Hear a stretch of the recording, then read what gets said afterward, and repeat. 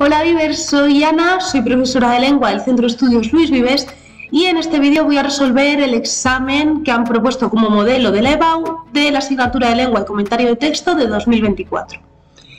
Ese examen lo tenéis resuelto en nuestra web, en luis-vives.es.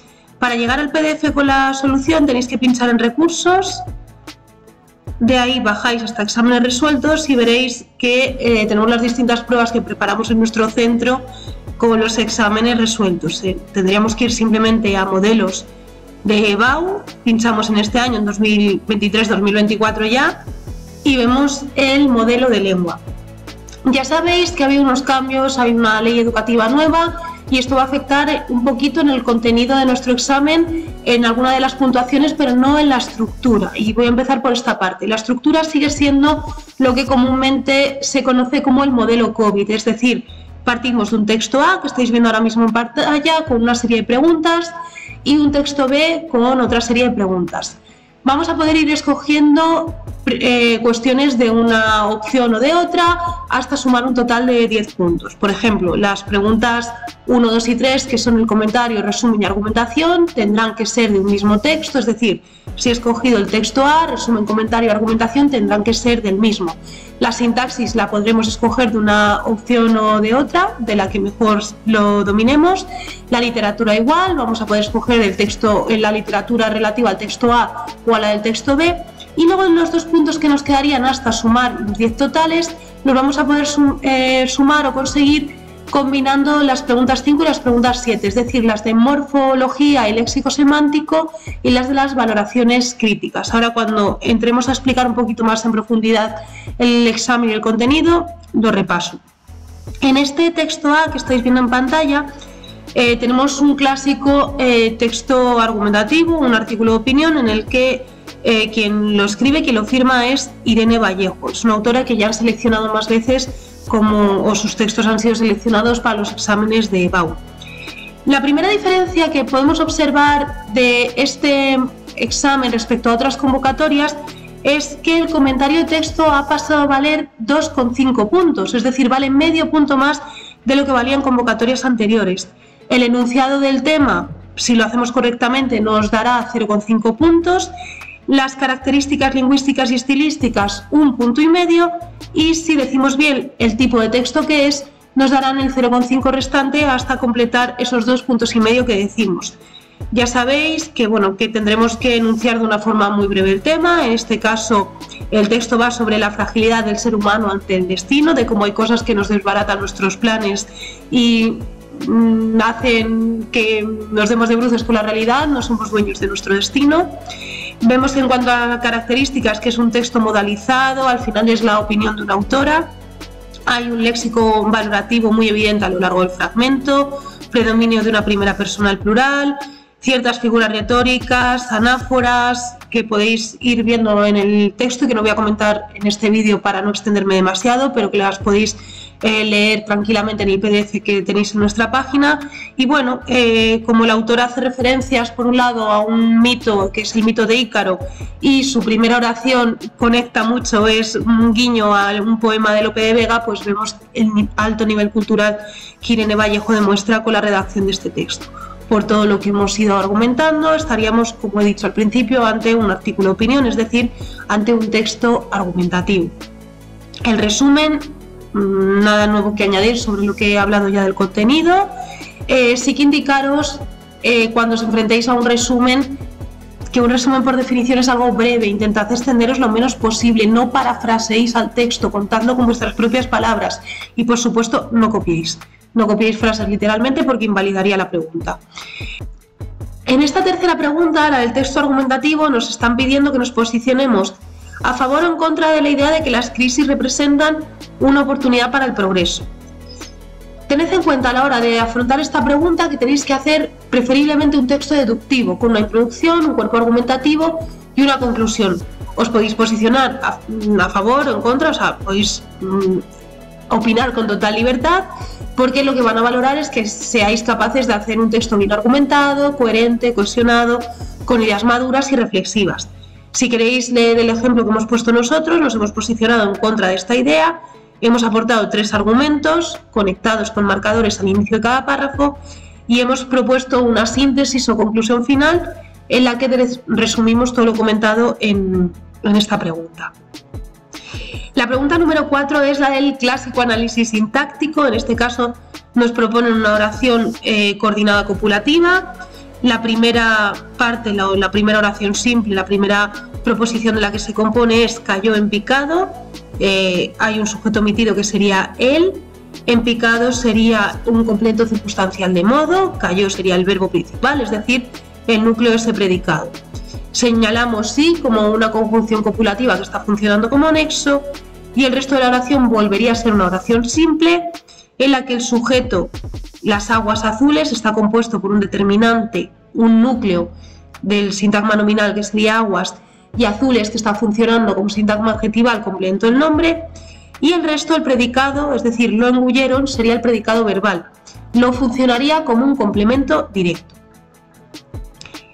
La pregunta 5, la de morfología, es bastante asequible, creemos nosotros. Nos piden que analicemos la palabra temblor. Temblor se ha formado por una raíz o lexema que es tem, hasta la L, y or, que sería un sufijo.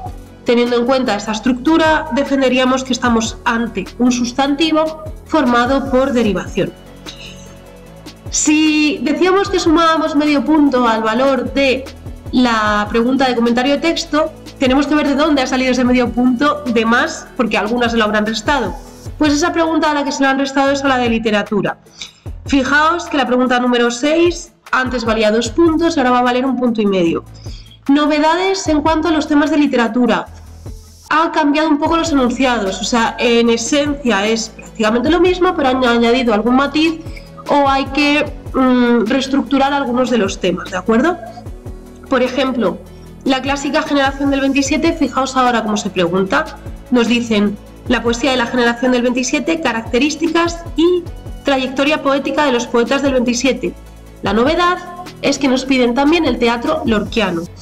¿Cómo tendríamos que redactar esta pregunta? Pues os dejamos todo completo en nuestra web, pero lo ideal sería que empezáramos con un breve contexto, tanto a nivel mundial como europeo o español, contando qué estaba sucediendo en el momento a nivel histórico. Insisto, breve y siempre contad datos que sean relevantes para la literatura, que es de lo que nos estamos examinando. Explicaríamos después de dónde viene el término generación y por qué del 27. Hablaríamos de la lista de la nómina de autores y obras, Vicente Aleixandre, Emilio Prados, Federico García Lorca, Alberti, en fin, todos estos autores que seguramente conocéis de forma, sobradamente. Y luego después tendríamos que hablar de las sin sombrero, ¿vale? El grupo de mujeres que también escriben en esta época y que se las conoce con ese nombre porque despejaron su cabeza quitándose el sombrero en la Puerta del Sol. Tenéis, os vuelvo a decir, una nómina de autoras y de artistas que se engloban dentro de este grupo, como María Teresa León, Ernestina de Champurcín, Concha Méndez y demás. La novedad, volvemos a decir, sería este fragmento que estáis viendo ahora mismo en pantalla. Tenemos que hablar del teatro lorquiano, tenemos que hablar de la dramaturgia de Lorca. Lo podemos ordenar en función de géneros, en función de fechas, como vosotros queráis o sea más útil de cara a entenderlo y estudiarlo. Nosotros proponemos esta solución, pero cualquiera que sea completa y bien argumentada, bien ordenada, se daría por correcta. Por último, la pregunta 7, la de la valoración crítica, nos van a pedir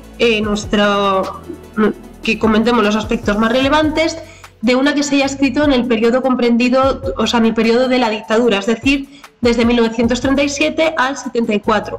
La valoración que nosotros proponemos es la de la obra Nada de Carmen Laforet. Comentad si vais a hacer esta pregunta, que ya sabéis que podéis escoger hacerla o no hacerla si optáis por hacer 2 preguntas 5 y sumar así los 2 puntos. Pues si finalmente optáis por hacerla, como estaba diciendo, tenéis que decir los aspectos más relevantes y por qué esta obra sigue siendo una obra de renombre, una obra de vigencia, o por qué fue fundamental para la historia de nuestra literatura. En el texto B mantenemos un poquito el estilo de los exámenes de años anteriores. Si en la opción A hemos visto un artículo de opinión, en esta opción B estamos viendo un ensayo de corte humanístico.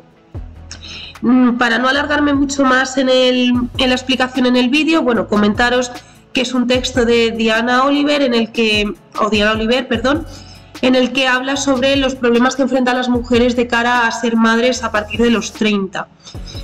Es un ensayo que pretende una objetividad, aunque ella se está posicionando de una manera, pero trata de dotarlo de rigor, usando argumentos extraídos de estudios, de personas de autoridad como una demógrafa y demás.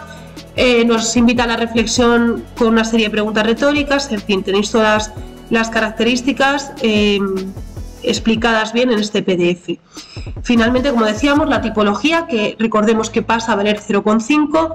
En este caso sería un texto expositivo argumentativo, es un ensayo de corte humanístico. Resumen, repito la idea que acabo de comentar: motivos por los que las mujeres retrasan la maternidad y la diferencia también que hay entre la cantidad de hijos que les gustaría tener la cantidad de hijos que les gustaría tener y la que finalmente acaban teniendo.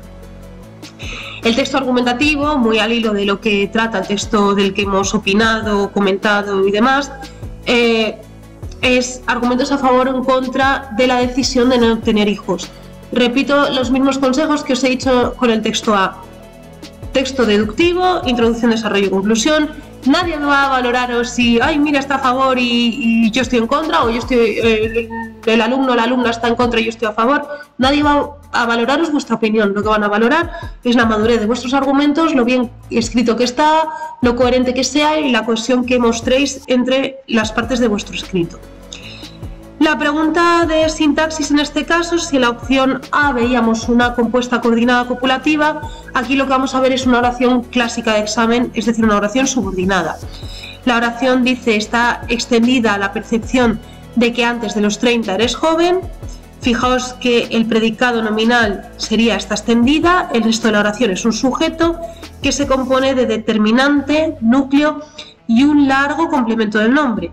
Ese largo complemento del nombre es un sintagma preposicional, por lo que apreciamos un enlace, y todo lo que le sigue es la oración subordinada sustantiva de término.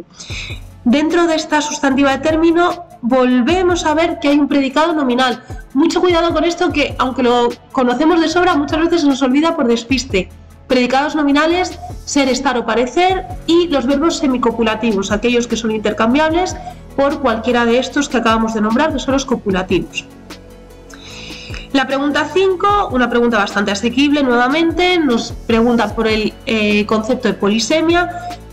Las palabras polisémicas son aquellas que han ido acumulando varios significados y nos piden que lo ejemplifiquemos con la palabra carrera, que es una palabra que aparece en el texto. Pues sinónimo, o sea, carrera, perdón, no sinónimos. Carrera acumula varios significados, como por ejemplo la acción de correr, un tipo de calle, carrera San Jerónimo, por ejemplo. Cuando un taxi cobra un servicio, un taxi ha hecho una carrera, los estudios universitarios, por ejemplo, en fin, es una palabra que ha ido acumulando significados.